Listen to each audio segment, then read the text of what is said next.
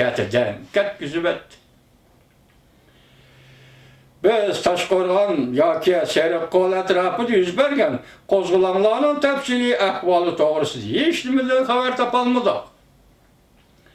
Ama bunu Vahan tacikleri, Vahan koridori tacikleri yoki Badaxshanliklar chiqargan parokandichilik yoki Qirg'izlarning yangidan qilgan hujumidan kelib chiqqan majro deb faraz qilsak xato qilgan bo'lmaymiz.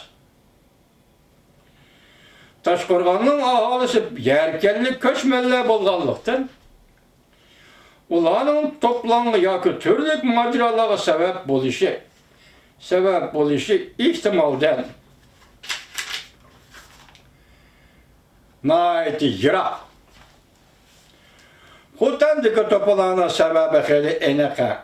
Buning sababini kishilar o'ng'ayroq tushunadi. Xotanliklar Yoqubboyning o'z hukmronga bergan va'dasiga vafosizlik qilganligini azaldan kechirgan emas.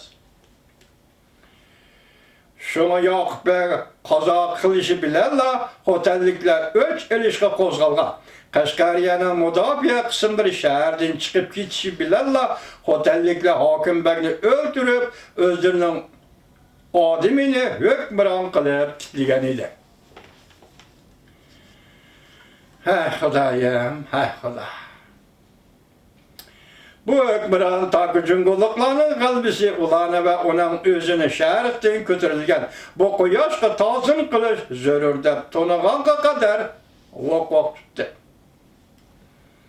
Xotanda yuz bergan voqea Sanjo va uning atrofidagi rayonlarga o'lgi bo'lib berdi.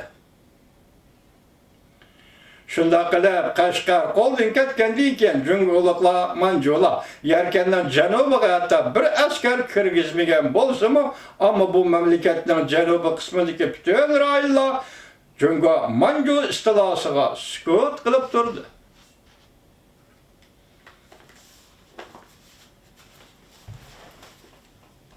Kechiring vatandosh.